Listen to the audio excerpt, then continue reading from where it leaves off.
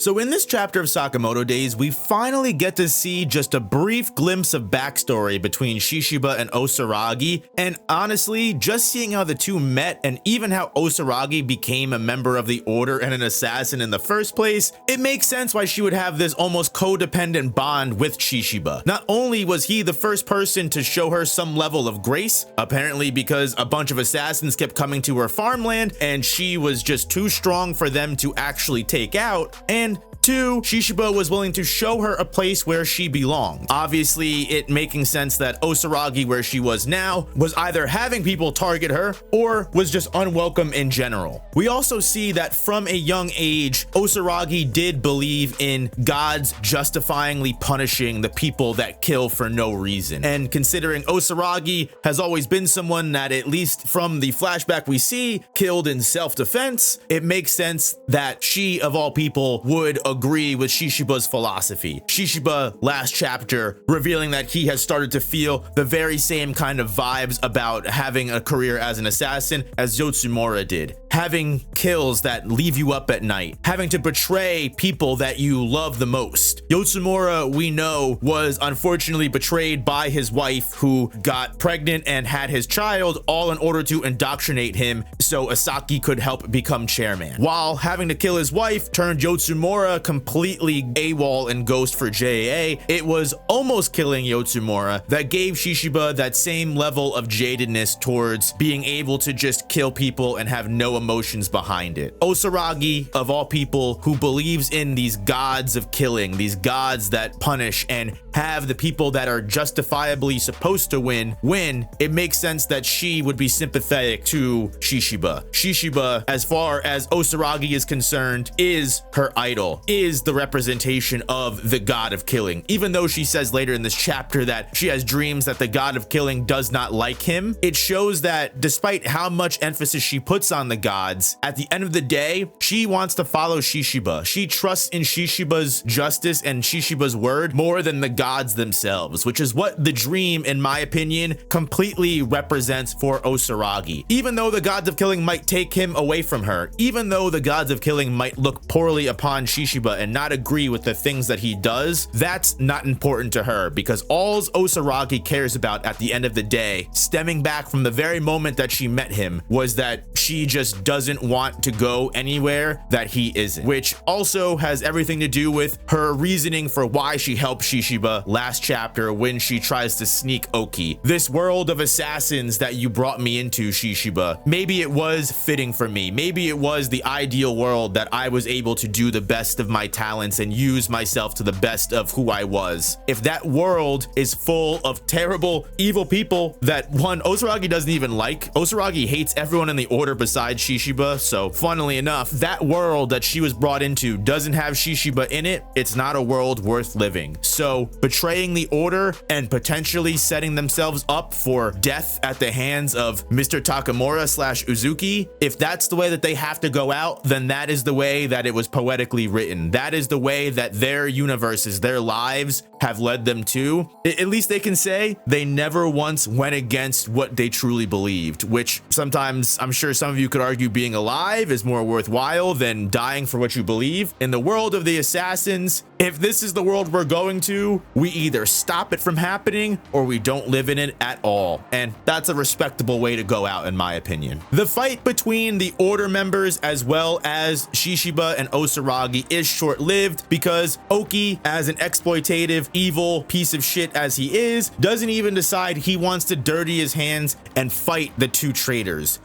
Just offers the 2 seats of the Order to the people that are actually able to kill them after having Torres completely obliterate the floor and drop them down into a big auditorium that has nothing but just random NPCs. This is more of a final stand than anything possibly could be. It's a fitting way for 2 characters like Shishiba and Osaragi to go out, if they actually die here. because we still don't know what's going to happen. Despite all of the fodder NPC assassins not being able to do anything, Torres and Oki don't actually have to step in and do anything because the amount of bloodlust in the vicinity is enough to awaken Mr. Takamura. Shishiba's plan failed entirely. They were not able to assassinate Uzuki before Takamura could come out. As we all know, Takamura is, as far as we're concerned, an unbeatable force right now in Sakamoto days. They actually just recently released little like data chart that shows where all of these different characters scale, even at like Sakamoto and its peak compared to the order members, and it is made abundantly clear that Takamura doesn't even fit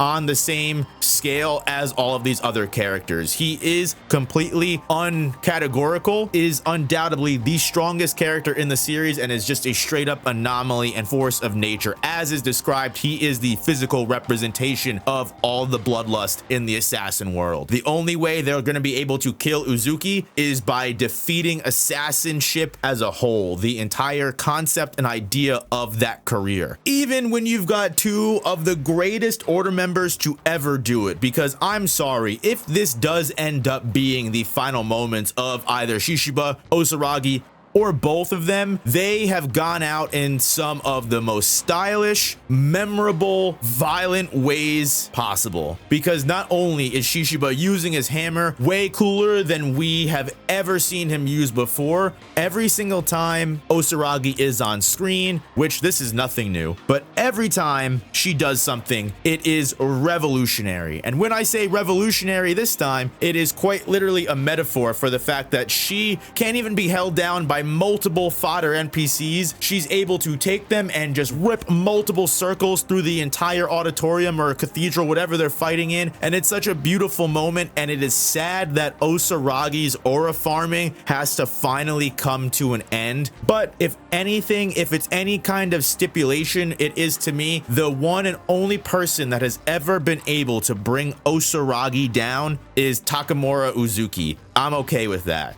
Yes, Osaragi does have a moment where she shudders in fear, but anybody would shudder in fear when faced with Takamura, the quite literal manifestation of bloodlust in the assassin world. I don't know what the plan is going forward from here. Shishiba is hoping that he's going to be able to save Osaragi and not let her die, because not for nothing, that would be extremely shitty for Shishiba to start this whole betrayal, Osaragi tag along with him, and then Osaragi is the one that kicks the bucket, not Shishiba. Listen, I don't want anybody to die, but if anyone deserves to die, it is Shishiba, and I can't lose Osaragi. However, I'm not the only one that feels that strongly about it, because thankfully, as many people had theorized, especially with them just being completely absent from all the happenings going on, Kamihate, the sniper of the order, refuses to let Osaragi die. Kamihate is here to help Shishiba either escape and get Osaragi out of here, because again, with Takamura showing up, there's no way anybody is winning,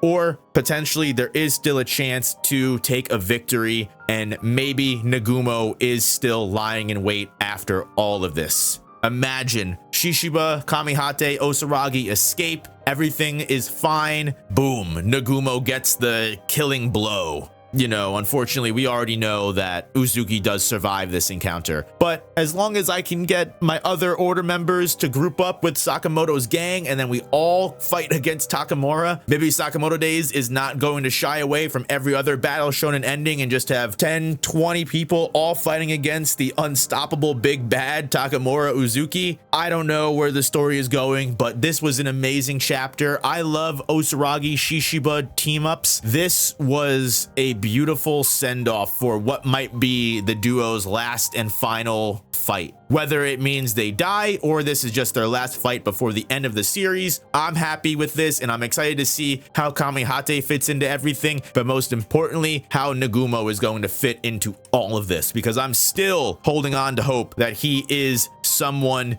in this crowd of people waiting for the perfect opportunity to strike, because he has been gone from both sides of the story for way too long, and I need to know what boys got cooking. Until the next chapter, guys, I will see you there. Thank you so much for watching until the end, and make sure you hit that like button. I'll see you guys soon. Peace, peace, peace, peace. Thanks for letting me take a break, and check out Kagurabachi and Dandadan tomorrow. Bye.